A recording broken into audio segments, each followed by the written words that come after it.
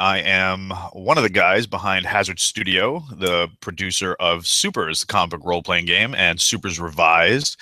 I'm here today with one of our Kickstarter backers from 2013, the amazing Jeff Scifert, who has posted up a character that is now on our limited edition villainous cover, which only comes out during certain times of the year.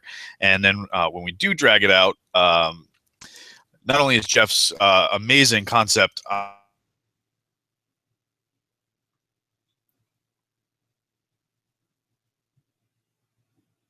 Looks like we froze up.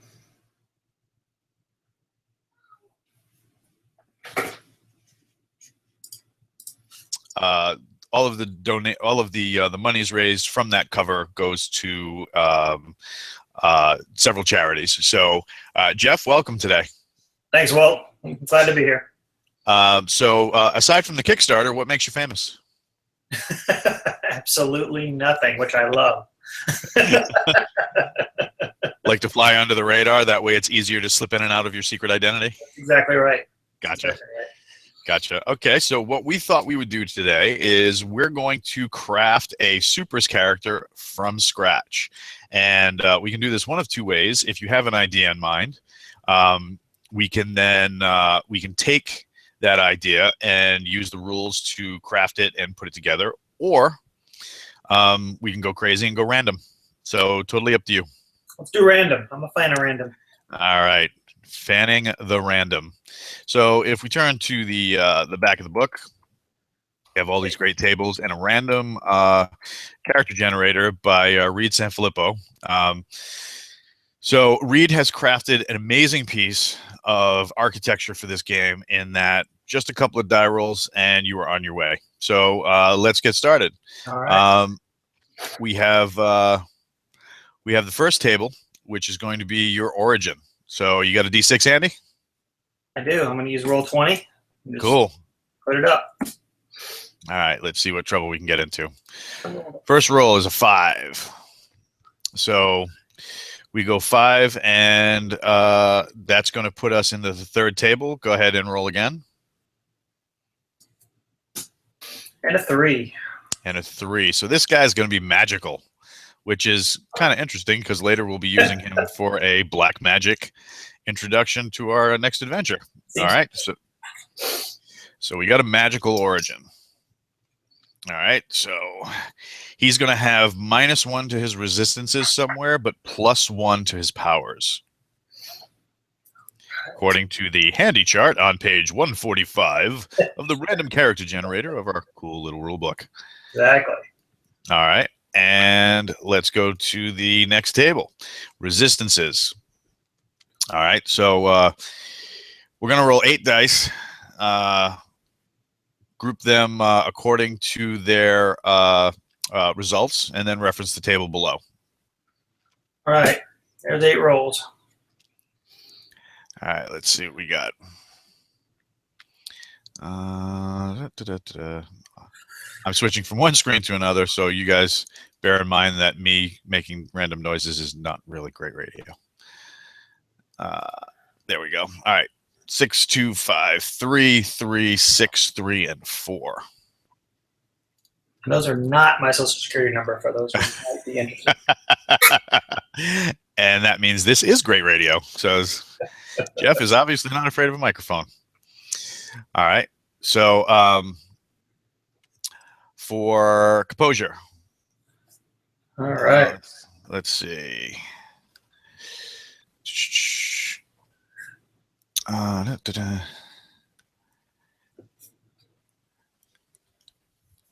right, so you got those allocated? Sure. Just put my pen out here.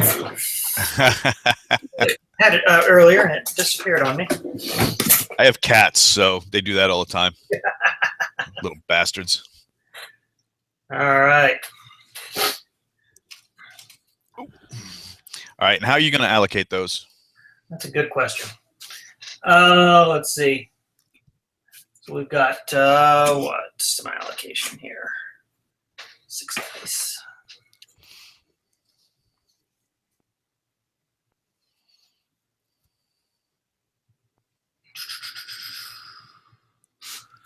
we'll put, what do we got?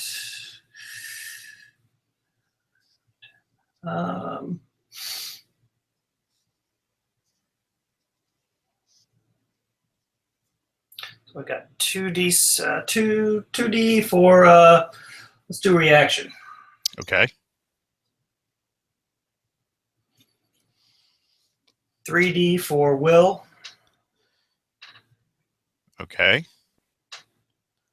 And then 1D for each of the others. Cool. So that's fortitude and composure. Yes.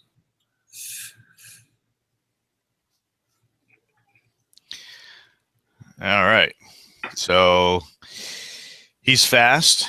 He's strong-willed, but a little reluctant to get into it. And if he does get hit, things might not go so well. All right. Aptitudes. Okay, so we're going to. All right. I'm going to go onto the aptitudes table on that same page. All right. Looks like 5 dice. Yep. And group them according to the results. So we've got almost a straight 1, 2, 3, 4, 5, 6, just missing a 3. So, all right.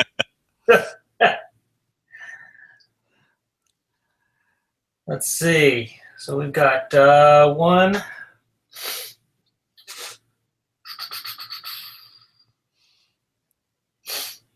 What we got here? Academia, looks like. Okay.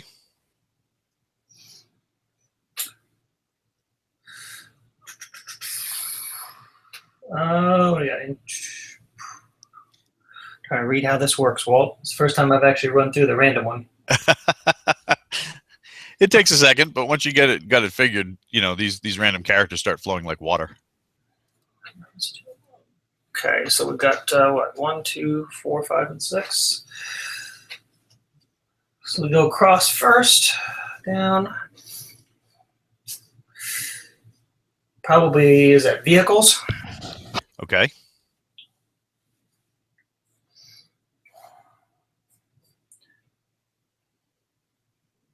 Medical. Okay.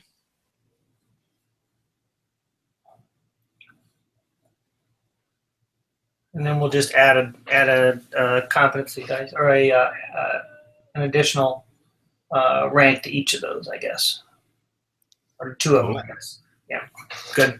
Which one are you going to jump up? Let's do medical. I might need to help in that area. You know, just don't get hit.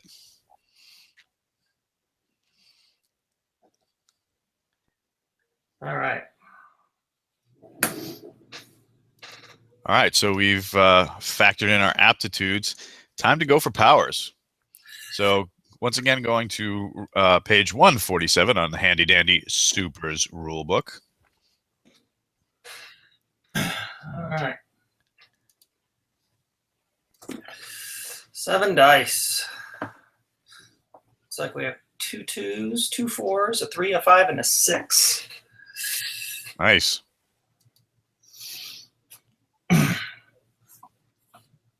So that gives me what here? Was it power? Power number 2. Group them according to the results. Reference table below. Allocate the number of dice in each result group as specified on the table. Yes, so that table is going to be 148. Next page. Yep. All right. So what about my first roll is what? Just I go with the 2 2s. So that would be power number 2. Correct? If I'm reading that right? Uh-huh. And then go down to, is it following what, density control? Is that right? Yes, density control or size control. We'll go density. Cool. That might help out in the whole fortitude thing you had going on. That's what I'm thinking. Well, we got 2 4s.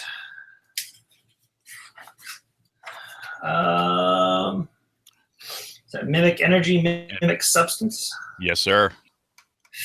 So, we'll mimic energy. That's cool.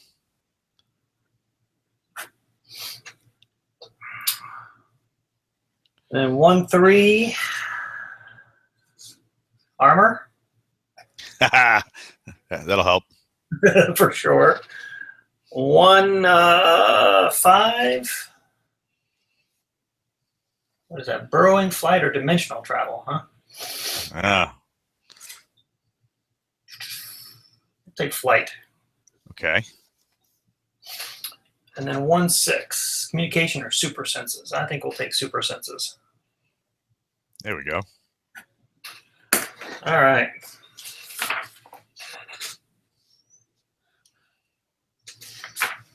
That ought to do it.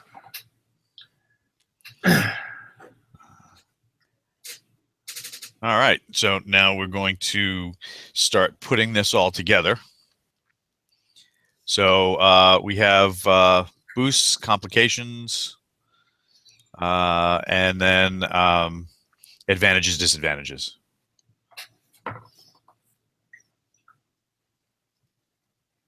All right.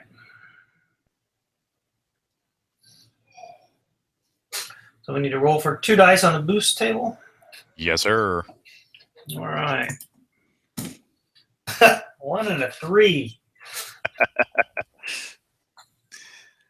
All right. That gives me 1 and a 3. So it's either I got to roll another 1 here. Gives me a 5. So extra effect versus X. There you go. All right. I'll have to figure out what X is here in a minute. Well, that's something we could always throw in there once we start wiggling a concept The first in there. time I get nailed. Yeah, Yeah, it's extra effect against that. Sure. that's right. Why not? Complications. No, this is always a fun one. 5 and a 6. Visible. All right, all my powers, you can see them. That's always fun. Makes it hard to pick pockets. It does, indeed. Makes it hard for that secret identity to stay secret for too long. All right. It's just like it's just like when certain bodily emissions come out and everybody blames the dog. Isn't that the truth? All right, that's good for boosts and complications. Now we got to do advantages and disadvantages. All right, advantages. Base of operations. Ooh, nice one. So you have a secret sanctum somewhere. Sanctum Sanctorum. Nice. And for a disadvantage to go right along with that, I'm either poor or unskilled. Let's find out which one. I am poor. So I have a very, very poor base of operations. It's a cardboard box in an alley somewhere. Well, that's because all that money spent on a magical education. That's right. Until you become the next Chris Angel. Yeah, there you go. All right.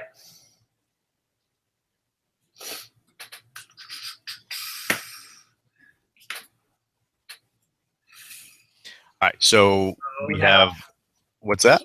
Okay, so all right, I think that's about it. That's good for advantages and disadvantages. Cool. One of each. Okay. Now I need to assign my.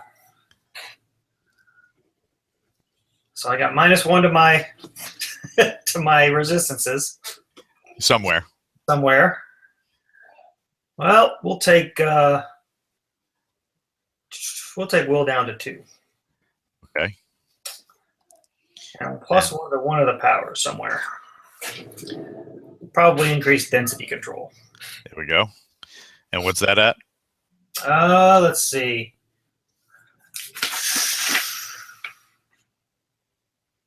What have I got here? 1D, 2D.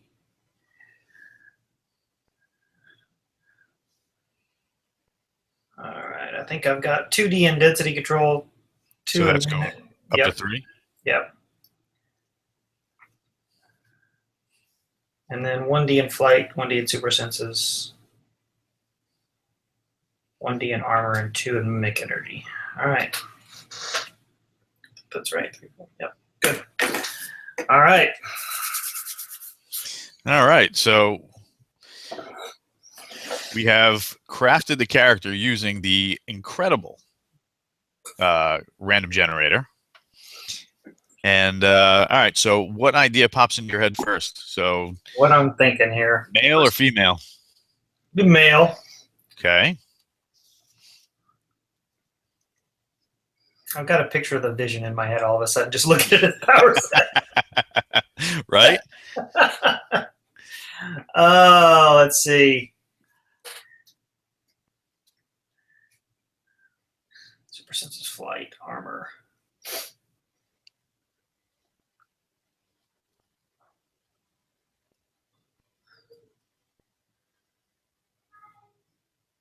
Well, he's obviously some kind of a blaster.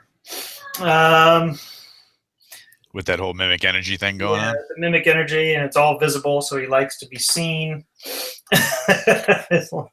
Might be a good time to invest in a mask. That's what I'm thinking. So we will call...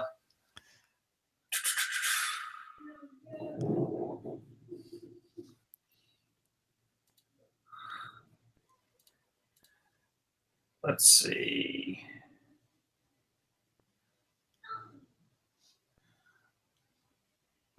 All right. He's the Goblin Ghost. Ooh, like it. The Goblin Ghost. There we go. That's nice. That's almost like you had that ready to go. So with the Goblin Ghost, this young male, is he old? Is he young? Young. He is. I'm picturing first adventure out. Probably just finished his magical training. Wanted to go kind of prove himself a little bit. And where was this magical training? His magical training, let's see. It was his magical training was from a hobo that he met in an alley. I love it. He was in the next cardboard box over.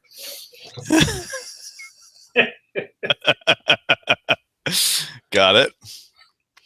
And I'm going to slip over, grab my drawing. I'm not sure how much of the magical training came from the special juice that he was given out of the small flask or not.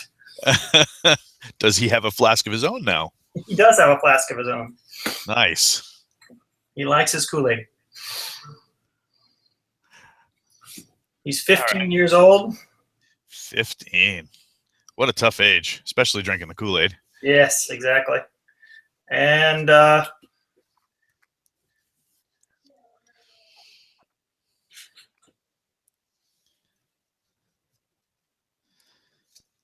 when he goes out as the Goblin Ghost, does he have a costume, or is it like hobo clothes and he pulls up a scarf over his face? yeah, he's pretty much managed to cobble together something from old Halloween outfits that he's found in the dumpsters. This is great. And so oh my God, it writes itself. He has he's got this goblin kind of plastic mask that he puts on, and then he found an old sheet, and that's what he wears over his body. That's how he got the name Goblin Ghost. Remember the old Charlie Brown sheet with all the holes in it that he cut? Oh my God, that's perfect. That's pretty much what it looks like. Oh my God. Now, do we have a name for this young man? His name, I'll name him after my son. His name's Drake. Doesn't know his last name because he kind of grew up on the streets.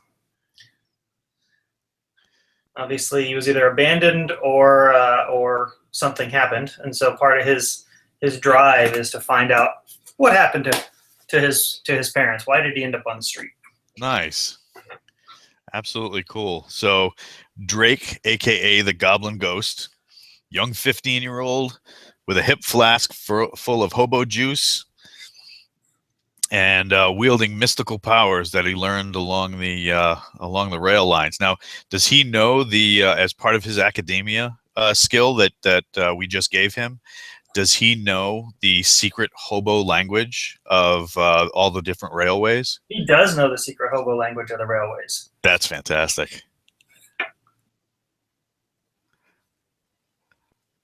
That's awesome. All right, so he's kind of quick. He's got that heavy 3D reaction, and he's a little bit strong-willed. Kind of got the will that would have made him a soldier or some sort of activist if he was in a better situation. But probably because of him living on the street, his fortitude and his composure might have been a little bit affected. That's why they're down at 1D. Yeah, he's got he's got some esteem issues. Awesome. All right. So his academia is that pretty general, or is he more streetwise than anything else? His academia actually is really focused on comic book folklore, because he picks up a lot of the old funny books from the trash. Oh my God, that's awesome.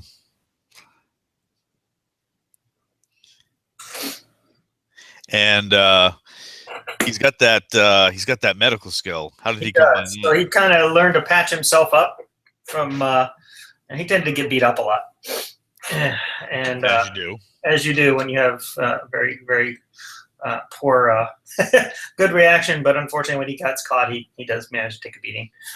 So he learned to kind of patch himself up, and then his vehicles, that's more the criminal side. So he learned early on how to jack some cars and get where he needs to go. Nice. So maybe he's worked for a chop shop or two. He has indeed. So definitely a dark past at the ripe old age of 15. Now, let's talk about his powers a little bit. We have this vast array of powers. How do we tie them together? Tie what? The aptitudes? What's that? What'd you say? How do we tie the powers together? So let's say he met the mystical hobo. Do we have a name for the mystical hobo? Even like a nickname that somebody might have called him? He called himself Railway Jack. I love it. I am so writing this comic. Railway Jack. This is fantastic. So Railway Jack takes young Drake under his wing and starts teaching him the mystical arts of hobo jitsu. So his armor comes from some of the cardboard padding that he puts on. Oh God! All right, so that's a device. That's a device. All right, so you could actually increase that if you're going to use a device. So you go to 2D. Yep, and then that will be his mystical cardboard armor. There we go. Oh my God, this writes itself. So the super senses. Trying to think if I want to make that. I have to make that more general. I have to look that up. I don't remember top of my head. Well, with the super senses, you pick out something that you're looking to actually sense. Yep. Go with it, like you can go infrared, sense magic. However you feel works for the character. I think for him, it probably makes sense to. He's got kind of a mystical sense, so he can kind of sense the magic from the railways that he's learned and everything. He's kind of he's picked up the ability to be kind of magical sensitive. Okay. Probably cool. How he gets involved in this adventure. That definitely fits in with what's going on. Flight, just standard. Nothing super there. Yeah, other than flying. Right. So he can fly somewhere around 25 miles an hour, give or take. So his mimic energy So he can pretty much whatever he touches, he'll basically turn into. Makes it really good for carrying a lighter and lighting those hobo fires in trash barrels. Yes, he likes to say "flame on," even though it's density control. It's gonna be fun.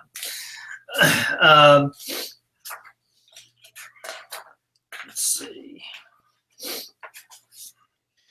It's going page 41. Yeah, I got it. He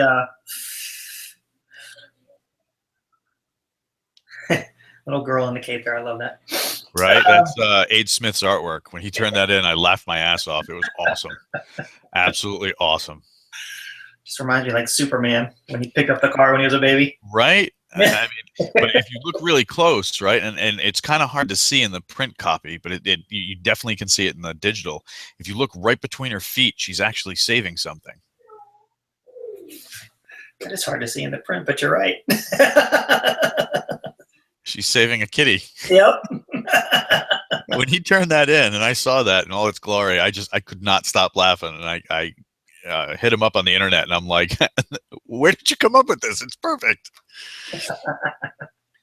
So, and now we have the density control at 3D. So, I mean, you could get beefy. Yes. Do this. Yes. So he he learned quickly that was one of the areas that he needed to keep himself from getting beat up. So now, our young Mr. Drake, is he a big guy? Is he? He's kind of scrawny. Scrawny? Yeah, he's scrawny. I'm going to scroll down a little bit so you can actually see. I already started working on the sketch. So I already started him as kind of scrawny. So a little bit thin. Yep. Just so he, here we go. Yeah, now it doesn't look like I'm in the middle of an earthquake. So yeah, I kind of pictured him as kind of scrawny. So we'll go with that. All right, so he's got that density control. How does he use it? Does it have, now it's all visible, so does he like? So when he activates his density control, it's almost he almost gets a I don't want to say it's almost like a sheen that basically appears over his body. Nice. And then mimic energy, obviously that's pretty obvious. Armor is obvious. Now his flight, he kind of actually has these jet trails that you see in the air. That's pretty much what he leaves whenever he flies around. Oh my God, that's great. So when he puts on the cardboard, the mystical cardboard armor, yes, indeed. Oh my God, that's fantastic. When he puts on the mystical cardboard armor, does he does it glow with magical might or symbols or anything like that? It's got the mystical hobo symbols etched in the magical Sharpie. What's that? He put it on with a magical Sharpie? Yes. Oh my God. Oh, that's fantastic. Symbols. Now, is some of this cardboard armor visible on the over the sheet? It is. So he's got kind of pick almost like soccer shin guards, and then his forearm is like just picture like the tubes from the paper towel rolls. Towel rolls. Yeah, just slice it down the middle and just put that on his arm. Oh my God. Oh, I really wish Mike Lafferty was here. Mike Lafferty is the main host on the Banff podcast. He would be loving this right now. I can't wait till he sees this. Okay, so we have the mystical cardboard tube shin guards. How about his super senses? Does he get to reach out on his own and just look for stuff, or is he? Are these triggered? Ability. Yeah, it's more of a passive ability, and unfortunately, when he does sense something, his eyes and mouth tend to just like glow and start emitting this bright light. It really tends to freak people out. Oh my God, I love this. So we got the for the density control, and he takes on this like kind of like glowy sheen. Does he use one aspect of it over another, or does he go? I'm gonna take heat for saying this. Does he go both ways with that? Does he go absolute zero so that he can pass through objects, and then absolute heavy so he can get increased strength and durability? He does a little bit of both. Just depends on the situation. As he used to get beat up quite a bit. It really depended on who was beating him up. So if it was a big, hefty bruiser kind of guy, he'd try to go hard and kind of turtle up. And it tends to be if he's more getting kind of verbally abused, he just kind of fades away into kind of, nothingness. So that nobody can hurt him. Right. Kind of his visible emotional state. Nice. All right. So let's talk about the extra effect. Where are we going to put that? Or is that all over the place? That's a good question. We're probably going to have to, I'm going to attach that to mimic energy. Okay. And I think the extra effect will be, good question. Think about how this is going to fit with him.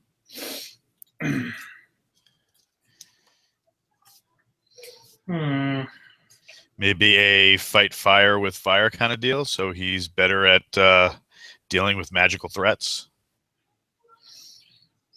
Yeah, that seems to make sense with his magical sensitivity. Or possible he's got extra effect versus people who don't bathe. Just spent from years of honing his skills of not getting beaten up on the trainways. That's right. Years of not bathing himself. Yes, there you go. All right, so extra effect versus mystical nature? Yeah, versus like mystical. Anything he is able to sense with his mystical senses. And that's the mimic energy. All right. How about the... now, we've already talked about the physical effects. Let's talk about this base. Where does a mystic hobo guardian of the railways hang his hat? He literally has a cardboard box. that is his base of operations. He has. Now, is it like the TARDIS where it's bigger on the inside than it is the outside? Exactly. And he's got his little box door flap, go in and that's his hideaway. That's perfect. Go in and it's pretty much it's like I picture like the Batcave, where it's got all of these the things that he's taken from the various areas in the alleyways and everything, and he's kind of layered it out. So he's got a whole comic book wall postered up, and just a little shrine with his flask that sits there. Nice. So.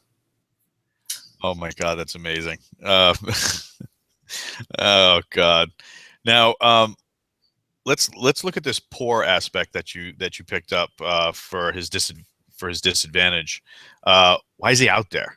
What's? Like I said, he grew up. He doesn't know. He doesn't know why he's out there. He just he grew up on the streets, kind of raised by these hobos, and he doesn't. They always tell him he's got some kind of destiny, but he has no idea what it is. They don't have any clue. They just get this sense about him that he's got some kind of a destiny ahead of him.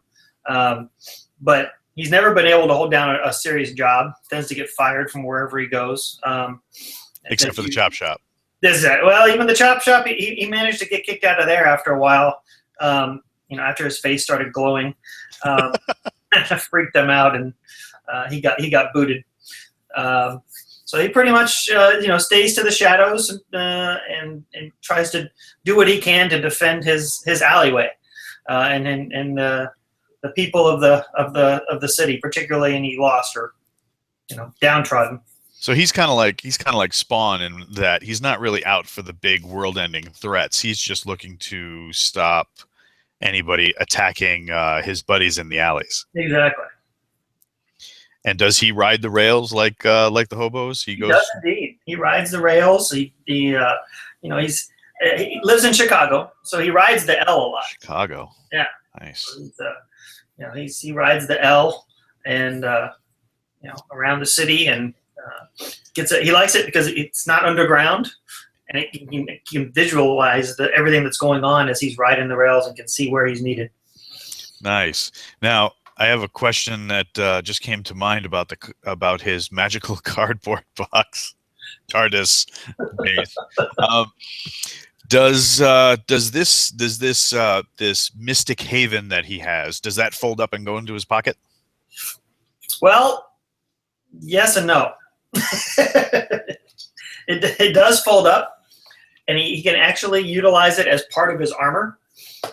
Oh wow, that's cool. I like that. Fold it up and place it on one of his forearms. It'll be one of the rolled up tubes. Oh my God, that's great.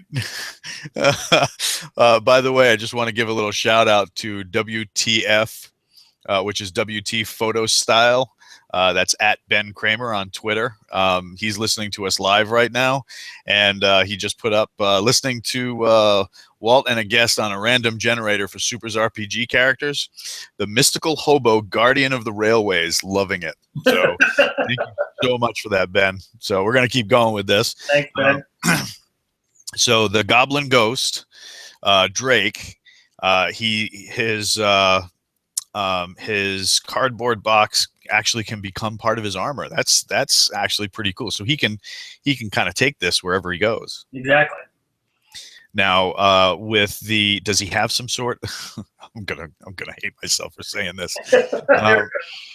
Does he have sort of like a security system on his cardboard box?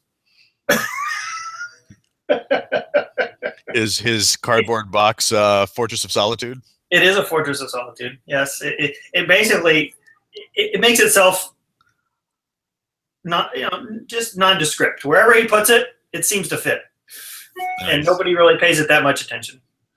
So and that's now, is it just him that's able to go in there, or can he bring people? He could bring people in, but he hasn't found anybody that he wants to bring in. Nobody who's going to steal his bottle caps and stuff like that. Got it. So how about enemies? Does this guy have any enemies? Has he made enemies? Is my biggest question about this is his mentor, Railway Jack, which is just screaming to be put into a comic book. Railway Jack, is he still alive? He's not sure. Railway Jack disappeared about a year ago, and he's not sure what happened. He just went out one day riding the rails and just never came back. And so part of Drake's, he's out there, defending the needy, but he's also in search of really the only family he ever had. And so Railway Jack out there somewhere. And there was always something, just mystical about Railway Jack, and just something, that he couldn't put a finger on during the training sessions and everything. And so he's trying to find him again, he thinks he either has more to teach him, or there's something that the Railway Jack was withholding from him that he would like to find out. He just gets this sense. Nice. So the student is not yet the master. Not yet. Not even close. And this is his first foray out, that he's been able to kind of put everything together for himself. I create this identity, and now he's going out into the world. So he doesn't really have any enemies yet, but I'm sure that will change. Nice. How about friends? Does he have a staple of friends? Like you said, he's protecting those downtrodden and the homeless from his alleys. He doesn't form relationships very well because he's always traveling. So he does have one friend, and it's a cat. And you know, the cat, he calls him Tawny, as you can imagine where that Absolutely, yeah. comes. But the cat is really just follows him everywhere and refuses to leave. And for some reason, this cat can get into his sanctum sanctorum. He doesn't know why, but this is the only creature that can get in there without his say so. I like that. That's cool. Let's see. Cat is able to get in. Now, has there been like news reports or strange tweets from guys named Ben Kramer tracking the movements of the mystical hobo known as the Goblin Ghost? There have been sightings of some very odd looking, probably defender of the downtrodden at night, and it's analogous, I guess, to in the common today, you would, I guess, see tweets and everything for this thing. Right. I mean, you don't see a lot of that in current comics, but like it every once in a while, like I think Batgirl, she does a lot of like tweeting as she's fighting and stuff. But I mean, you would have to think that the way the social media is, people would be, trying to snap pictures of, this guy who's the defender of the railways, which leads to my next question. We described him earlier as, having that Halloween goblin mask and then wrapped up in the Charlie Brown sheet. Has he ever been mistaken for Charlie Brown? Not generally, no. His mask typically doesn't lend itself to that cute and cuddly round face. So nobody's trying to steal his football. No, nobody is trying to steal his football unless it's his cat. I like the cat angle, how he can get into the cardboard sanctorum. Yes, the target. We need a name for that. If you're listening right now, we got a couple of guys who are watching us geek out about this, about the mystical hobo defender of the railways, aka the Goblin Ghost. If you have an idea of what the cardboard / TARDIS like secret sanctum should be called, put it up in the question. There's a Q&A up. So if you launch your Q&A app, you can ask us direct questions. Just send up a question and put the names in there, and we'll see it, and maybe we'll make you famous. So we got the Sanctum Sanctorum. Now, what kind of items does he have in there? I mean, obviously bottle caps, because Oh yeah. He's totally got bottle caps. He's got his flask, of course. And his armor, but his most of his items, he's got just discarded pieces of whatever trash. He's got tin cans. He uses those as kind of an early warning system. Nice. He's got some like vegetable scraps, like rotten fruit stuff that he can like uses that as a distraction, because nobody likes to get hit by rotten tomatoes. Does he have anything that all kids would have today, even though he's homeless and even though he's poor? Does he have a cell phone? Does he He does not have a cell phone. No, he doesn't really grok technology that well. So two tin cans with a string? Yeah, he knows this thing about the internet, but he's never really used it. And he tends to not even be welcome with a library. So that tells you. But he does kind of watch the news just from the store windows, storefronts that he passes, and kind of keeps in touch that way with what's going on. And he does have kind of this old, beat up radio. And that's where he kind of tunes in to the local channels and keeps himself, informed that way as well. Nice. So up in the Q&A, we had Ben Kramer is joining us again. The Mind Shack. The Mind Shack. Somehow I think some of those rotten vegetables might be mushrooms. Oh, jeez. This is awesome. I just had the 52s running through my head. I don't know. Oh my God, this is great. Like I said, this could write itself. Oh, thanks, Ben. That's awesome. Perfect. We have the Mind Shack. Oh my God. Um, all right, so we got Mind Shack. Where is that? Perfect. Now, when he goes out and does his thing, is he able to mystically transform into his, rotted cape, tattered mask, and cardboard armor, or he's got a Peter Parker this thing? He's got to kind of Peter Parker this thing. So he carries a little backpack with all this stuff in it that he needs, and he's got to find a place to kind of change. Now, all the cardboard armor fits in that? Oh, it does. Nice. It does, because it's all in his HQ. So he just got to pop that open, grab it, and go. So the backpack is like the HQ. It's bottomless. Nice. Now, what are we thinking as I'm doing this sketch? What are we thinking for ethnicity? Is he white, black? We already established that he's a 15-year-old guy. Kind of scrawny, kind of thin. When he goes out in his alter ego as the Goblin Ghost, which is the greatest name I've heard in a while, just right off the top of somebody's head. When he goes all Goblin Ghost, what does how much of his features are hidden? Is there a little hints of whatever to get complexion? What are we thinking for this guy? So he's Caucasian. He's got brown eyes, kind of longish brown hair. Just kind of ratty. Doesn't really. Does it stick out of the mask? It does kind of stick out of the mask. Yeah. So it kind of comes out of the sides and is just kind of crazy, tousled, Nice. and he he typically the mask will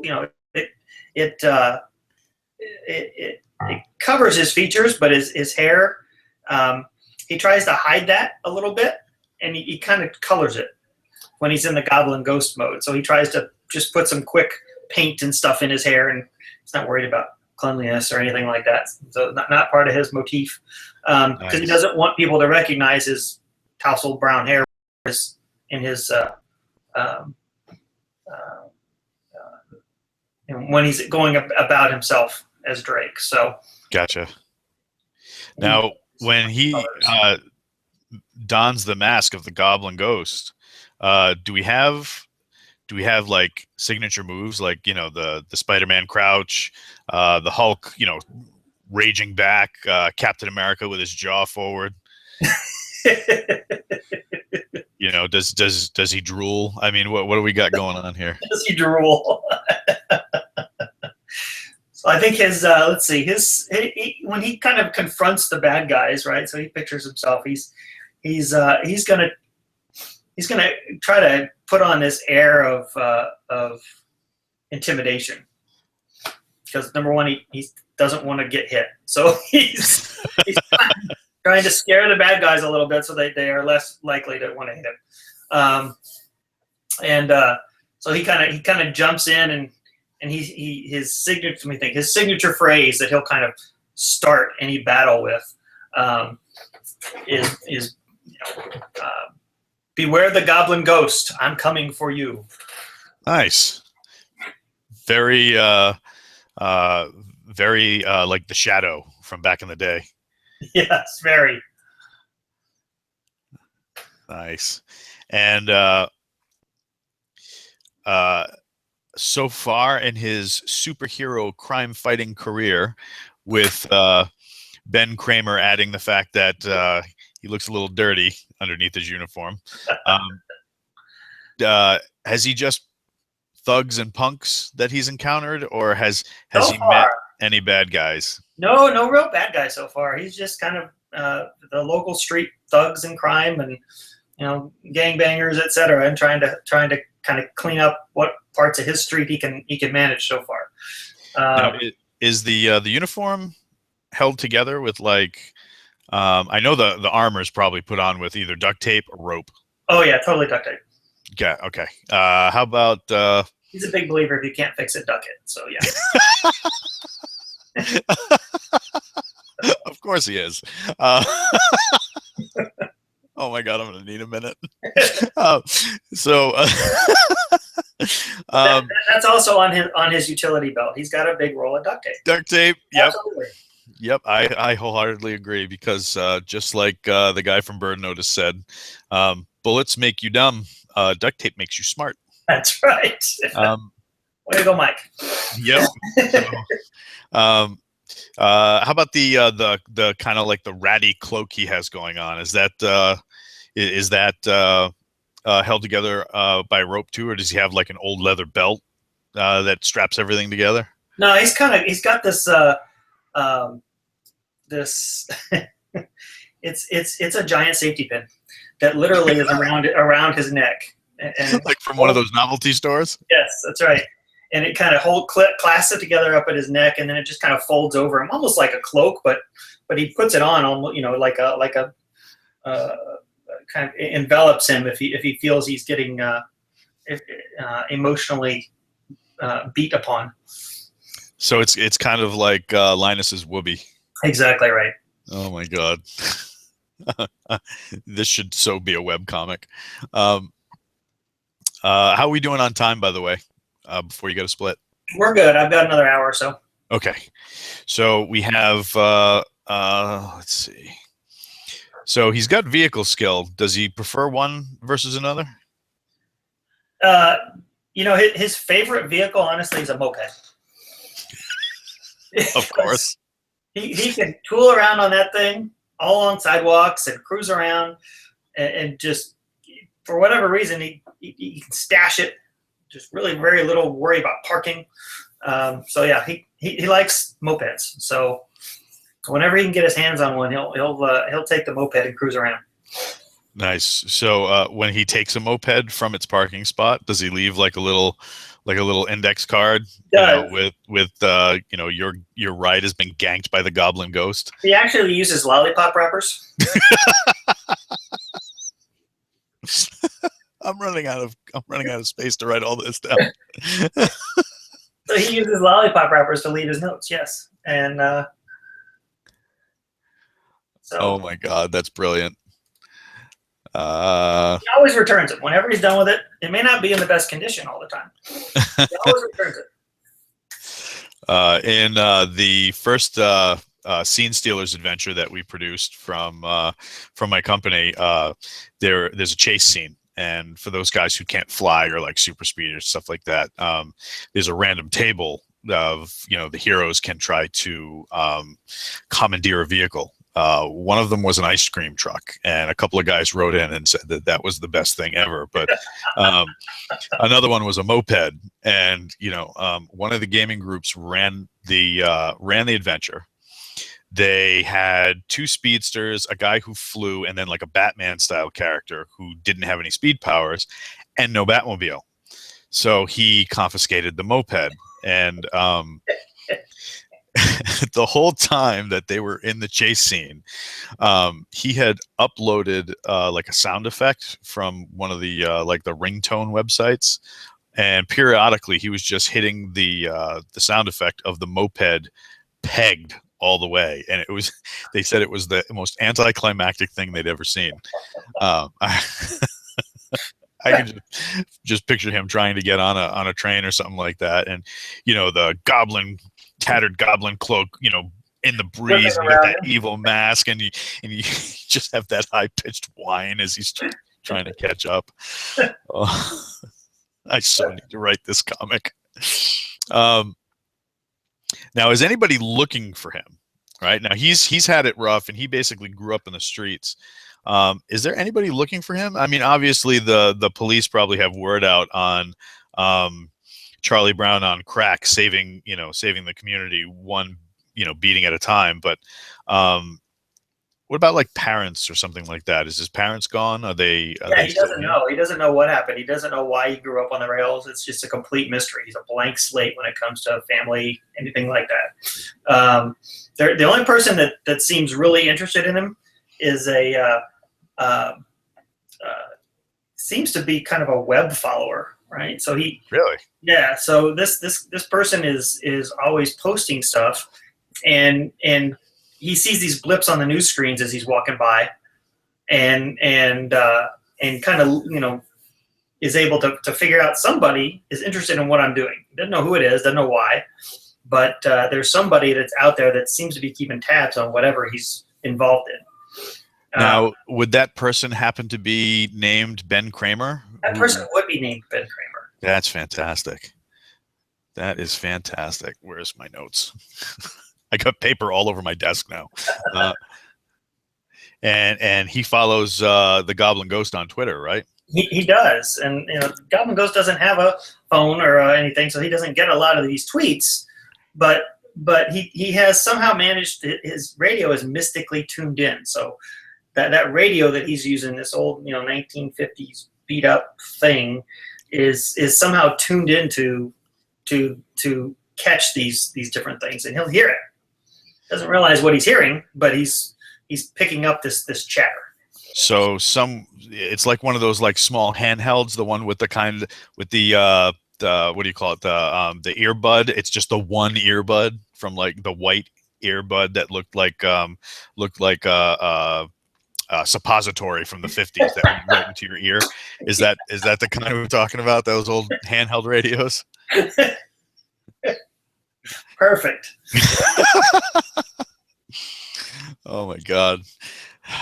I don't know how I'm going to draw this. I mean, I got the basic body done.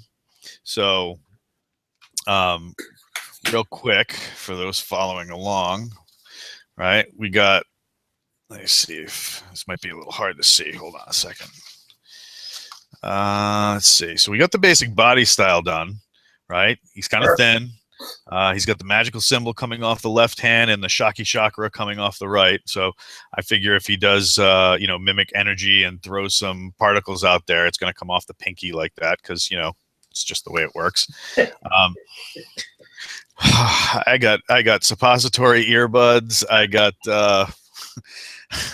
got Charlie Brown cloaks and beat up Halloween masks. And cardboard mystical armor. Cardboard armor, yes. Oh my God, how the hell am I going to do this? So Ben just threw us another question. So you have to start posting as the Goblin Ghost now, by the way. And if you're not going to, I definitely am. So for those listening at home and not watching the video, we have Ben Kramer, who is following us right now on the live broadcast and sending us tweets and has been very kind to us so far, has said that he's honored that he is now the Goblin Ghost's official stalker. And if not a webcomic, at least a novelty Twitter account has to be formed immediately to honor this very incredible character that is taking place right as we speak. So,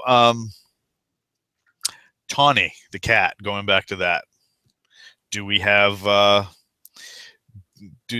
does he just hang around and basically be useless, or does he have a purpose like in the story? He tends to show up when he's least wanted, but most needed. So like any cat. Yes, exactly. And he's your typical, you remember Morris? Yes. Yeah, he looks just like Morris. He's this orange striped, tomcat, chubby as all get out, and just loves to just somehow get in the middle of things. But for whatever reason, whenever he does that, it seems to turn out all right. For not in the way that anybody would expect, but he seems to somehow add to the comedic feel to whatever's going on. Of course. Now, in talking about that and the way that he shows up like that, did we want to leave him as just a standard NPC, or did we want to up the game a little bit and maybe make him a dependent? Yeah, he could be a dependent. We could do that. All right. So he doesn't show up all the time, but periodically he gets into it, and the Goblin Ghost feels kind of responsible for this cat. He does. He does. Even though as much as he likes to think he does, he loathes this cat. It's probably his only friend. All right. So let's go. Let's make Tawny a dependent. Right. And how often do you want him showing up in the action? Yeah, probably once an adventure when it is the most inconvenient. Got it. All right, so we'll make him. So that's 1D. So now you have another 1D that you can either throw at competency dice, or you could add to the character somewhere. He's going to add that to the competency dice. Nice. So you got 1D competency and Tawny the dependent.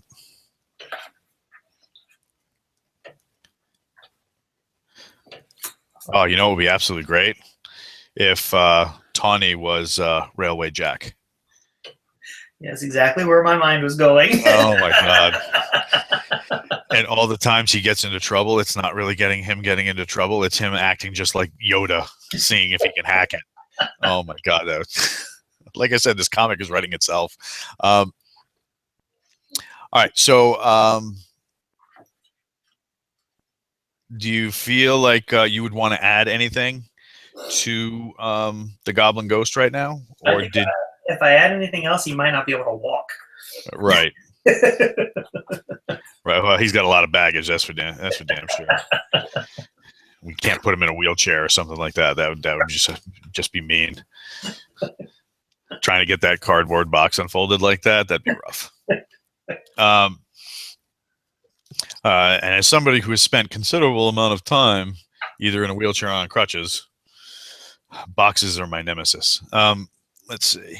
We got all right. So this actually looks really good. You know, you got a lot going on here as far as story. The advantages and disadvantages are very balanced. I like the powers and the descriptions of the powers. Right. He's played right. This guy, even though he's not, blowing up buildings, could be a nuisance for whatever supervillain is coming at him. What kind of personality are we talking to? I know we said he's kind of withdrawn. Does he, is he, even though he's withdrawn, is he quippy? Is he quiet? He's usually pretty. He can be quippy. Just depends on how intimidated he is by what's on the other side. Did you see that? Savaged razors. Oh, I love it. Are you adding that? I am adding that. Yeah. You have to. Oh God. And it's pink and has tassels. Because of course it does. Of course it does. Oh my God. Beggars can't be choosers. Oh, that's so brilliant in so many ways. Once again, our very gracious viewer Ben is adding to the narrative using a scavenged razor scooter when he can't get a moped. Oh God, I'm gonna have to go out now and get my nephew, who is about that age, put him in this costume, give him a razor scooter, and just take pictures and blast it all over Twitter and Instagram. So I think we got a good concept going on. Now you said that you have to step out for just a bit. This would probably be a good place to cut it. And then what we could do is when you're ready to jump back in, we'll do that as the second piece. And then you can take the Goblin Ghost through our first part of Scene Stealers #3, Black Magic. That sounds awesome. All right. So This has been construction of the Goblin Ghost, aka Drake, Defender of the Railways.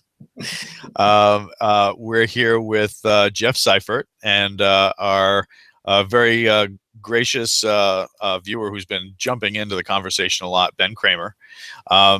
Is there anything else you'd like to throw out there before we cut this and pick up with part 2 in a little bit? I think the Goblin Ghost is excited to get started on his first major adventure. Nice. That's fantastic. Okay, I'm going to kill the broadcast now. My name is Walt. I am one of the guys with Hazard Studio and the BAMF podcast. And this should be posted to the web almost immediately on YouTube. And then we'll get this put to audio later on in the week. Thank you very much for stopping by, and keep it super.